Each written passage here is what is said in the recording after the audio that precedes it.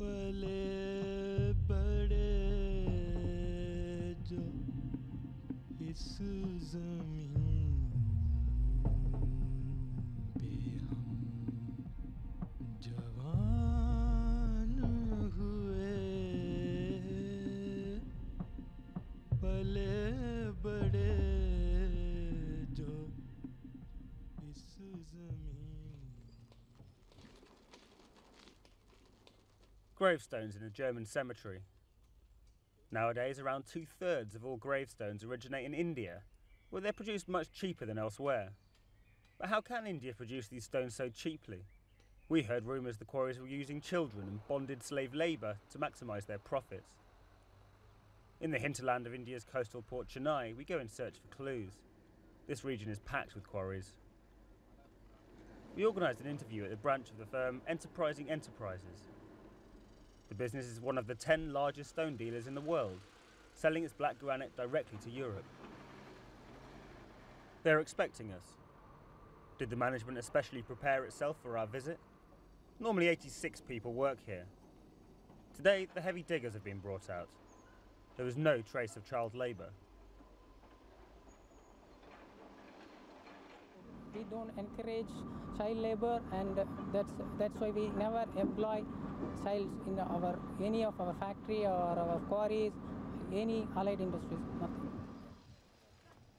Jairaj Manoharan, a member of the labour union of quarry workers, has fought for more than 25 years against child and slave labour in Indian quarries. Benjamin Puta is a child rights expert for the German NGO Misereor, which came to international attention with its campaign against child labour in the Indian carpet industry. Together they want to investigate the claims that stones produced by children and slaves are exported to Germany and elsewhere.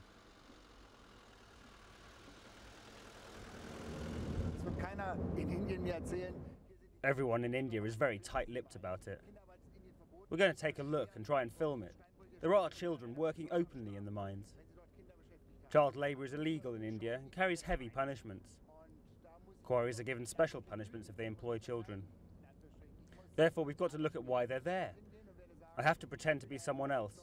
I'll say, I'm a German importer of gravestone, and I want to see how the granite is mined, and that I want to buy direct. This should lead to a conversation about sales, to questions about the people that work there, the working conditions, and what role the children serve.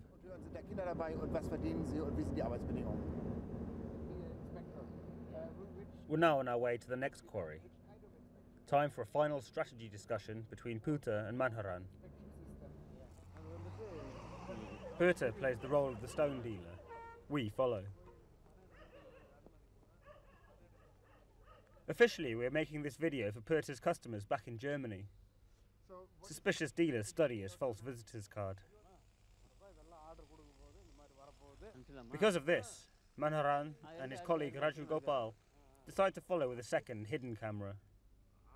Puta mimes the critical expert, putting all the attention onto himself. Biggest market for paradise is Germany and Italy. Exports two main. Germany they buy small blocks. For graveyard stones. Graveyard stones. Come. See, child labor is there. Child labor is there. There. Come. So, child labour for products destined for Germany? Meanwhile, Puta went on a guided tour of the site with the management. Manharan stopped this racing boy to ask him about his age and working conditions.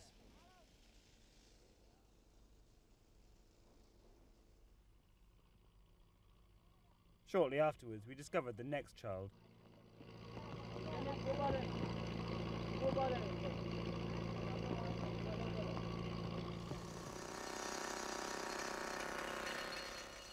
Children are manning these gigantic deep-bore drills.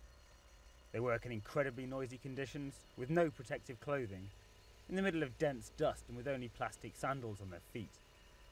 And all that for 300 rupees a week, less than €6. Everywhere I go, I'm told there's no child labour in the export quarries. It really gets me that I can see with my own eyes here behind me, and also below here, in the hole, not just doing auxiliary tasks like they say.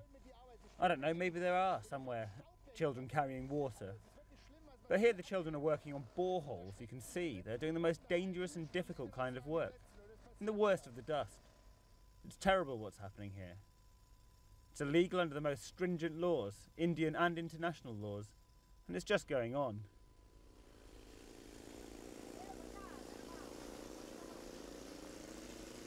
So who buys this dirty stone? What connections does the company have in Europe? We asked the boss. You export directly to German companies and factories, or to enterprising enterprises? No, we will sell to local factories over here. We also export to Germany. Even the local factories like enterprising enterprises, they buy from us. And they finish up the products and they remarket it. So do enterprising enterprises also handle stones mined by children?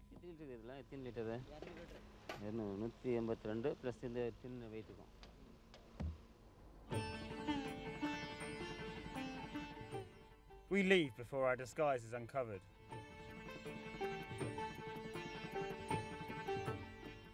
Time for some first reflections.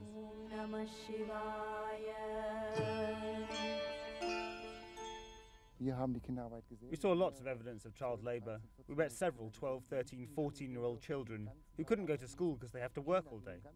Children that work in these quarries have a life expectancy of 35 to 38 years. I found nearly 38 people are working in that quarry, and among the 38, only 16 are elderly people. Other remaining, nearly about 22 people, only children, the age of 12, 13, 14, 15. Nobody is even 18, under 18 only. Most of them are child laborers. And some of the parents, they received some advance from the owner, and they are living summer there. It would, of course, now be possible to confront the quarry owner with the charge that children work there, and that is forbidden under Indian law. It is conceivable. But I didn't take you with me to expose this guy, because if we did, the kids would be sent away to goodness knows where. We don't know where they come from, how they got here, we don't know their story at all. We don't know their names or their hometowns, how many brothers or sisters, whether there is a school in their town. If we were to have a word with the quarry owner, then these children would be sent away and lost to us. We wouldn't know what would happen to them. Then they could be forced into prostitution or worse. We don't want that. We want to help them, and so therefore we need to know all the facts. We need a strong, local, social action group that can actually do something. When we've got that, then we can help the children.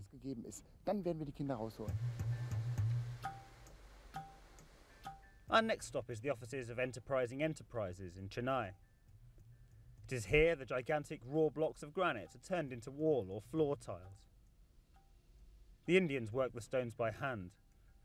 Often products are finished here because of the cheap labour. All that is missing from the gravestones is the German inscription. Indian granite is big business. Last year, around 50,000 tons of granite were exported from the subcontinent directly to Germany. An even larger quantity arrives through other routes, such as through Italy.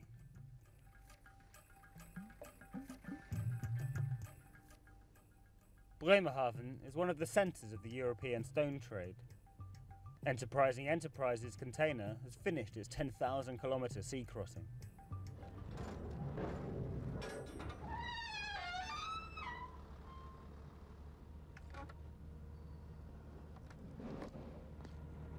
From here the stones go on to Unna, to the firm Harbu, among the biggest German importers of Indian granite.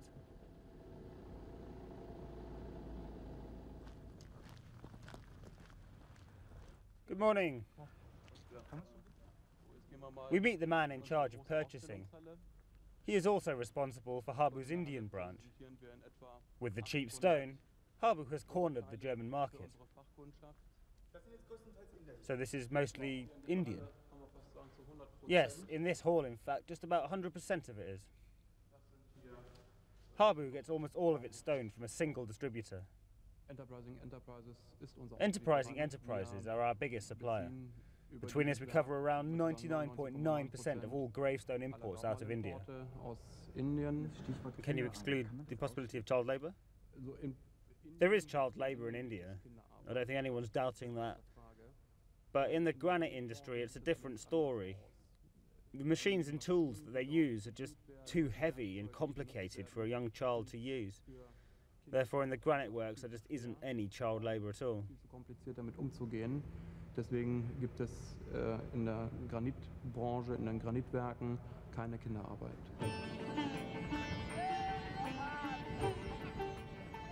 Is it possible that the child labour we saw back in India was just an isolated case? We test another export quarry.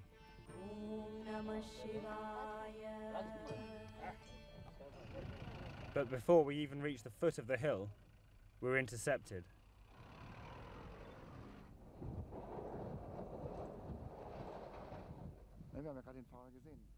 They won't give us permission to go any further. I wanted to go up with the driver. I told him we would go together, we could visit the manager. He said no. This is the first time I've ever experienced this. No one can go up. He's gone to see whether the manager will come down. The jeep does come back. With his false papers, Perta manages to get us access. Follow me discreetly with the other car.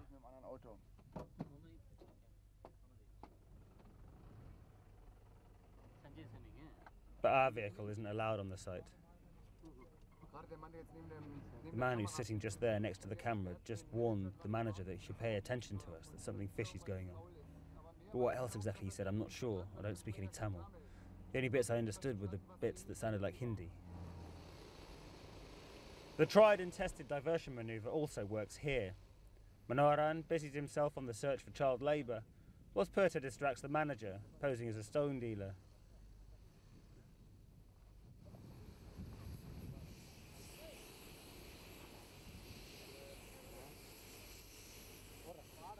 We were turned away from here. What's there to conceal? The gigantic open cast mine consists of numerous pits. Manoharan picks one of them and again yields results.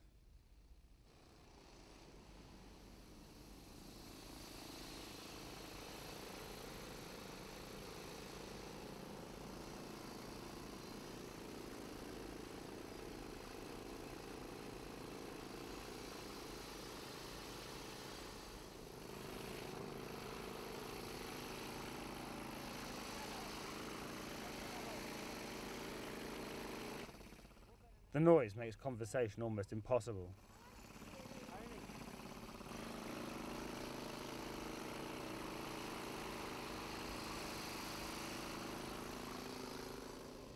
Shortly after, Manoharan met a supervisor from his local region, a valuable information source as it later turned out.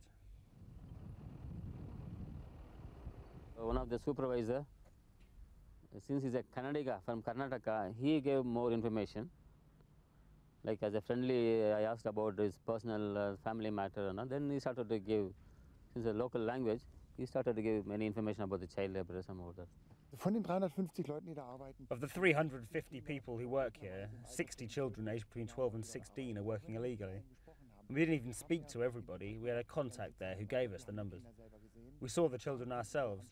We spoke to a couple. Anything else would have been too dangerous. We were there as a buyer from Germany, and even then we noticed what was going on. People were suspicious. What are they really doing here? There's something fishy. And we were so close to being thrown out. Back to the German granite dealer, Habel, with a surprise in tow. I'd like to show you what I brought along.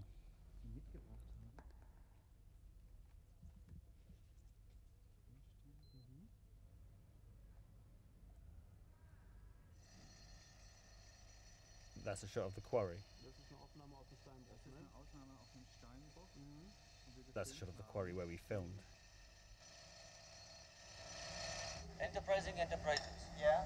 Yeah, even they buy our material. From you? Yes. I'm not totally sure myself, but they are certainly very young people. What have you got to say about that? I'm very shocked. I would never have expected that in the quarries. This is a new one on me. Child labour itself, of course, isn't, but that also goes on in such heavy work. I simply would not have expected it. I've been made aware of it in production services, but in the quarries... Ist mir sowas auch nicht bekannt gewesen. Also das ist dort nicht so, naja, aber in den Steinbrüchen But your firm is also naturally partly responsible for this.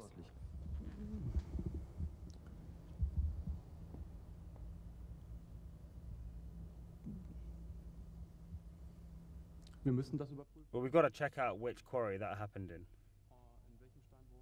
And we will, of course, speak with our supplier, if that was one of our suppliers, about whether we need to cooperate with such practices.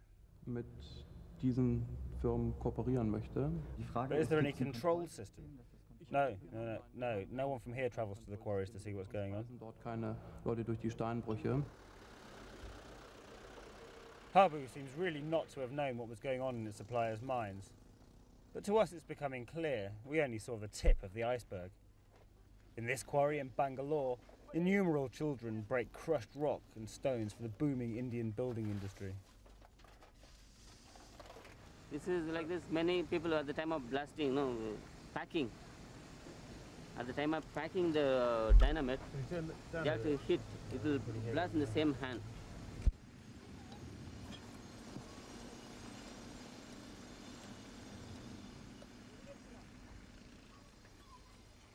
Hey, duram pada.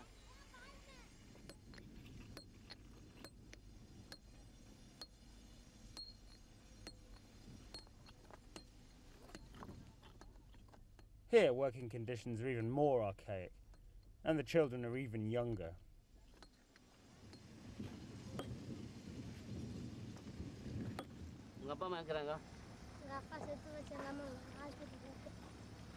His father is expired. Oh. My mother is gone to her. My mother is gone to hospital. Hospital. How many suits she has? Only one. Only where area? Padisagada. 2 dresses. One kinda matter so like that. Huh? I have 2 pairs.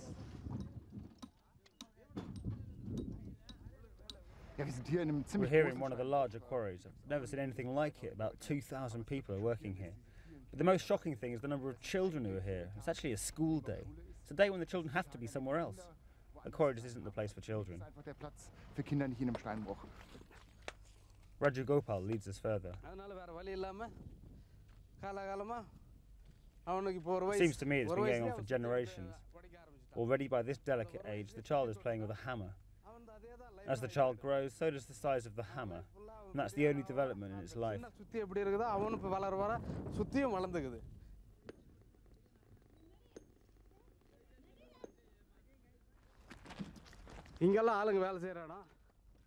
there is widespread use of what might be called serfs, people working to pay off a debt to the owner. They're working from one end of the breach to the other. Among them is Nkreden and his oldest son Mardis. Mardis is 13 years old. He has worked in the quarry for 5 years.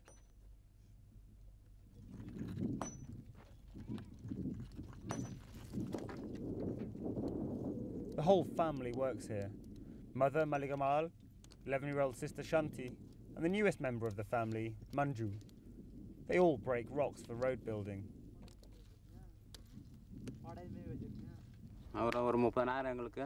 I owe the quarry owner 30,000 rupees.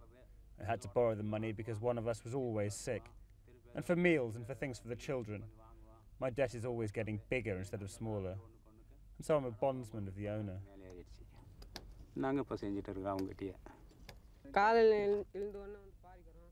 Every morning around 7, after breakfast, we grind our tools.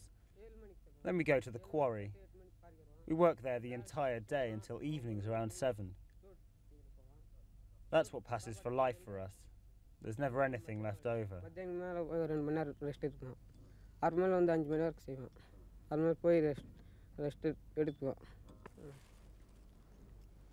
Gunpowder is used to blow out the granite. It's incredibly dangerous work. Despite this, the whole family earns only 60 rupees per day, or just over €1. They will probably never pay back their 30,000 rupee debt. That's how bondage works, a form of modern-day slavery.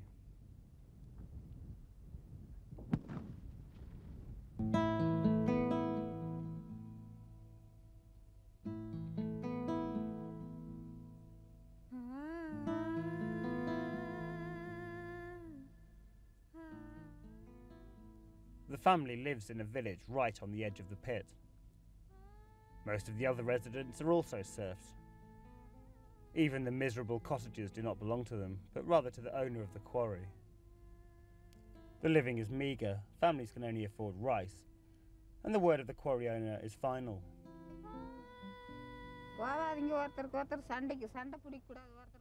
The owner tells us don't waste time, don't fight.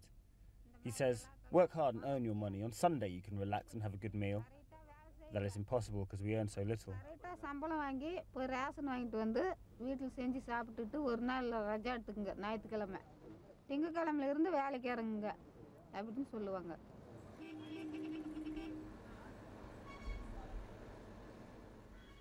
This is the Stone Association in Bangalore, the Indian stone industry trade union. We're expected for an interview. On behalf of the Indian Labour Union, Benjamin Purta is going to propose a sort of kite mark for granite exporters that guarantees no child labour was used and that the company has passed independent inspections. The Stone Association agreed to the interview on the condition we wouldn't ask any questions on the subject of child labour. But that's not why we're here. Not in the granite industry, Not in the granite industry. Impossible. It's a skilled work. Heavy jackhammers, you must have the blocks we export is 20, 30 tons, 40 tons. So children have no work at all. When we yesterday visited in Krishnagiri and quarry, it turned out that the children were also working there. See, maybe 1 or 2 cases, his son wanted to help, maybe father is sick, bringing something, he'll try to learn, okay, that cannot be issue. Generally, these machineries, wherever used, maybe for their own purpose. They were working at these machines, drilling machines, bringing in this metal so that you make holes in it. On those machines, the children were working. 5%, 5 to 10% may be there. And I'm quite sure that you want to make business and be on the safe side. Purta's bargaining tool is the German market. Child labour is bad publicity and therefore bad for business. The association knows that and surprisingly agreed to independent inspections for the quarries. All crushed, leftover material. We have a selected members, 2 from Germany, 2 from here, some NGOs all put together, have a team. No problem. We can see. We will go surprisingly. We check. We will show a blacklist. Okay, you buy only from the person who is really doing. We can guide them. Okay, this is our condition. If you are not using, we can certify. If you are not using, then only it can be certified.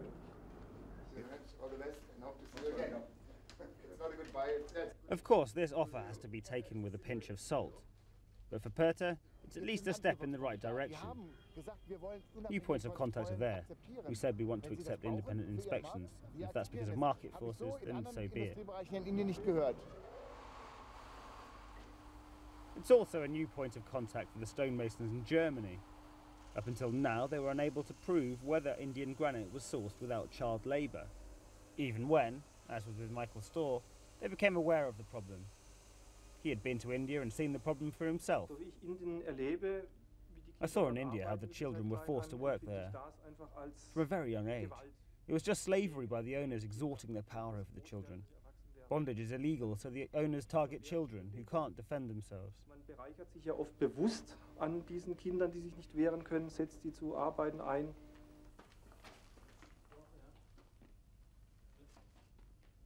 An independent control system would help Michael Storr and his customers out of this moral dilemma. They could then guarantee Indian stones in Germany were sourced from mines that didn't use child labour or debt bondage. With the help of Manoharan and Gopal, India could one day guarantee free quarries. Om Namah Shivaya. With support from the labour union, former serfs established a union here and took over the mine from the earlier owner. Today they regulate all matters themselves. We want our children to go to school. Previously that was impossible because the nearest school is so far away. So we built our own school in the village.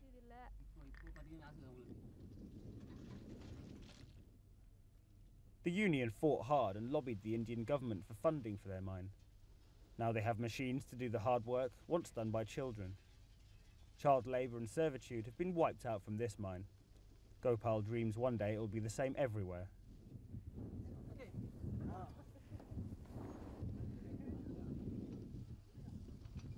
ഞങ്ങൾ Our dream is the end of servitude. 40 families now live in this free quarry. We want not only these 40, but rather all 4,000 families in a similar position, become their own men and free like us.